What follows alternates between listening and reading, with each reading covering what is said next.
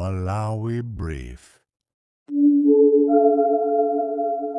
Atasowa kwa nthawi yochepa Aken Nsonda amenenso ndi wachiwiri kwa amene amalankhulira chipani cha MCP wabweranso ndi zifukwa zimene kwa iwowo amaziona kuti dzikoli silingachite bwino olo padabwera munthu wamasomphenya otani.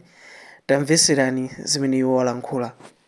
Mwaswera chimene anga akulu mwaswera atsogoleri nafe zimatipweteka kopsa kuti pakali panopo tili kunja kwa boma sitimeneneka kukhala kunja kwa boma no matter what and imyo mundivesi atsoko ndakhala ineyo muzipani amandilana ine sinimalowa chipani amandilana ndi atsogoleri achipani and amene amandilana nthawi zonse amakhala president wa dziko ndikamthandize kuyendesa dziko osati chipani ine atsoko mundivesi amandilana ndikamthandiza kuyendesa dziko osati chipani chifukwa kuchipani kuli sanje wina ukapezeka pamalo amaganiza kuti ufuna kuwalanda mipando ndene loyalty yanga simakhala kuchipani imakhala kwa head of state.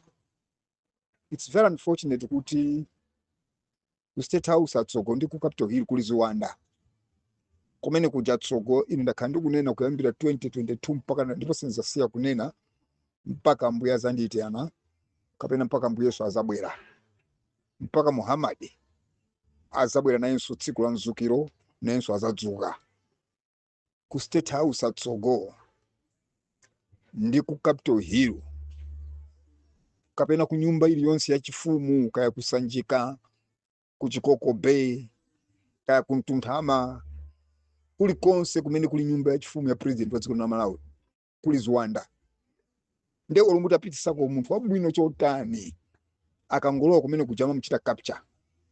Nifake ndimanena kuti kuyambira even nthawi ya Kamuzu atsoko ndakhala ndi Kamuzu ndili nzaka 9 11 amanditenga mayanga timapita kumudi kuja ku Blantyre yakunala mayi 4 amene Kamuzu amakhupira kopsa kunali mayi Nsamwa mayi Maganga mayi Mulanga ndi mayi Nsonda pasentolo chino pano panalinso azimayi ena mayi Manja Nkhosi ndi anzawo kumpoto sikunala mayi ena ine Kamuzu atsoko nadya naye nakhala naye ndi zaka 9 mpaka na chama 11 12 15 ndi munthu wabwino anali munthu wabwino ndakhandibakira atsoko a very good person a very good man sasunga manga wabakiri nakandi Bingu a very good man may his soul continue resting in peace. I was too close to my Joyce Banda a very good woman a prayerful woman nakandi APM atsoko I was the blue-eyed boy wa APM munthu wabwino kopsa APM ndikati munthu wabwino atsoko mundivesese wachifundo ndakhala ndi Chakwera atsoko. You have no idea how good Chakwera is.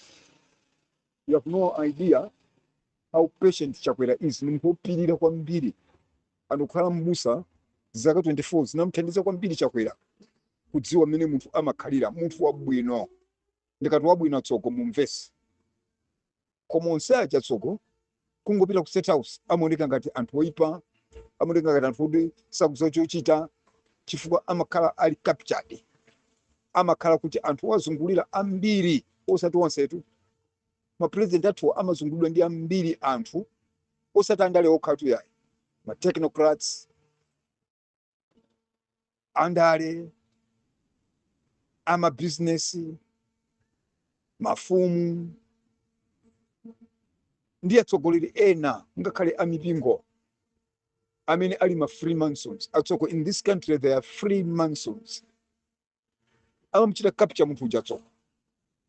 Then no matter how good that person may be amakakumana ndi chimzimu choyipa chimene chili munomu Malawi.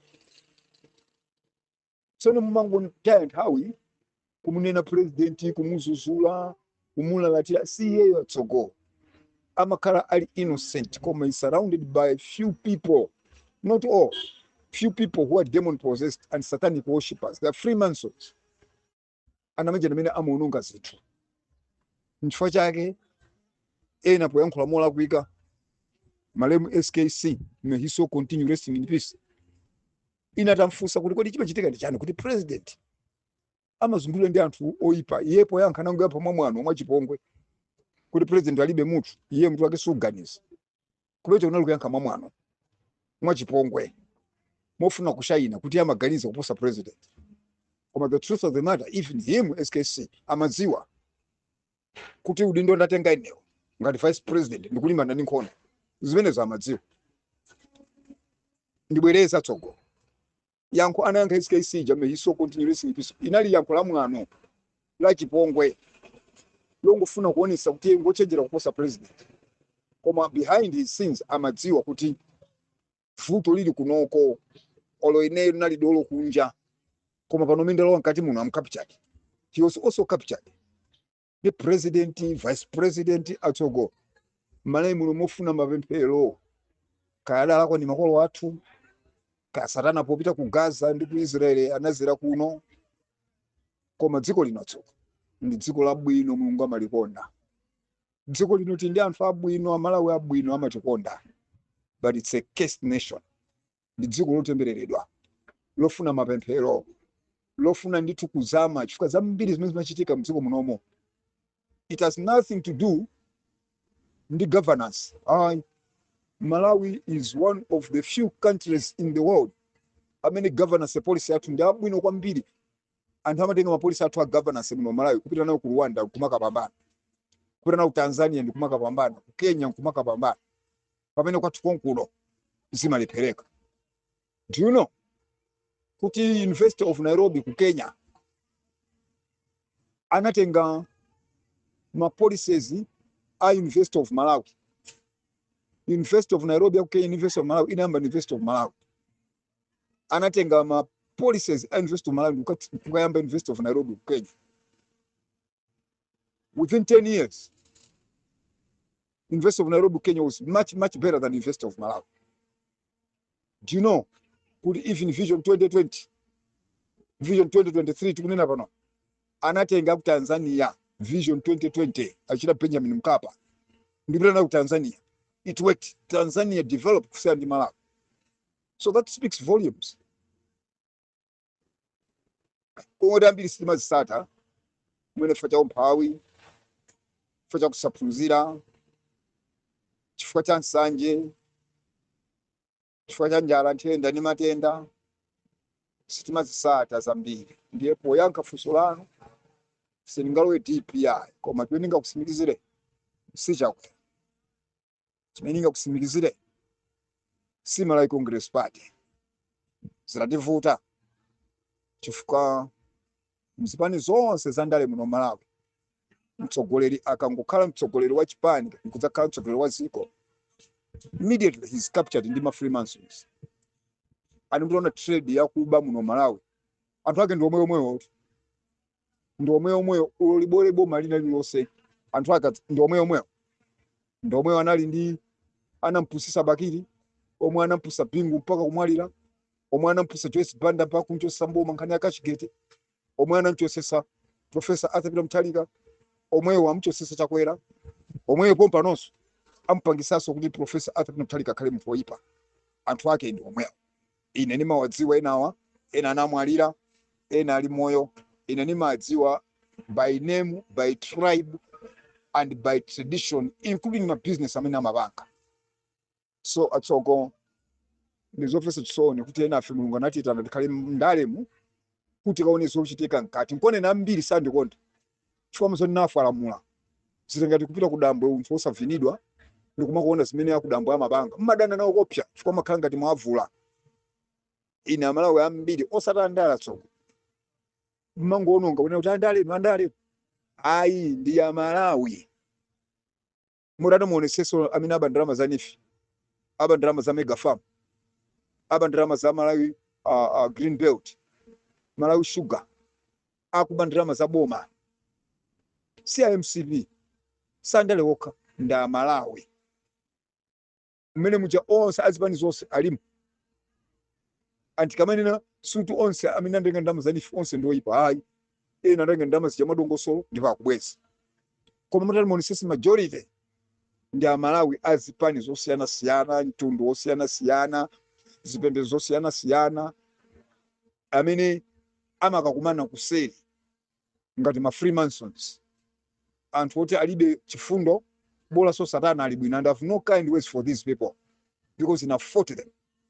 I fought them for the past 20 years mpaka napano anandilephera chifukwa ine ndimabisala mkati mwa mwazi wa Yesu, ndili mkati mwa mwazi wa Yesu, ndipo palibe milanga pange ndiyana kwambiri chifukwa ali mwa ine ndi wamkulu kuposa amene ali mwa iwo. Ani ndikamayankhula fyeni iso mwigawe mwapasena kuti kumene zili ziwandako ma Freemasons azikumana kuti uyu tu ujayo uyo, and they can't touch me chifukwa ndiyana kwambiri ali mwa ine atsoko ndi wamkulu kuposa amene ali mwa iwo. Thanks, God bless you, and accept my holy anger, holy truth, but that's the truth.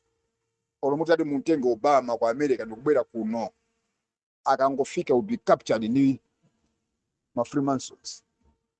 Olomutati muntenge kaya ndani mati Trump, kaya mati Kagame, kaya president aliyesa amene akwawa wakuchita bwino, olomutaka msusa kumanda Magufuli ndikubwera kuno kumalayi ndikumpasa dziko lino, will be captured ni ma Freemasons and sanga tukule dziko lino. Yanko lili pakuti tigwirane manja anthu opemphera zenizeni chifukwa muliso eni opemphera za fake. And also they are part of my Freemasons, they are part of the corrupt sharks amitina anthu opemphera zenizeni mu mzimu ndi mchoonadi kugwirana manja. We can rescue this country from these Freemasons because ali mwa iwo mwana kwambiri ndi ochepa kwambiri, alibe mphamvu kuposa ndamene ali mwa ife. God bless you. Shalom anemano. Amenewo adali Akeni Nsonda kupereka maganizo awo pamene iwowo amaonera pa zifukwa zimene dziko lisi limachita bwino. Kodi inu mwagwirizana nazo kapena mukutsutsana nawo? Perekani maganizo anu mu comment section, komanso khalani pomwepo pamene tikhale tikupatsirani mapulogalamu otsatira.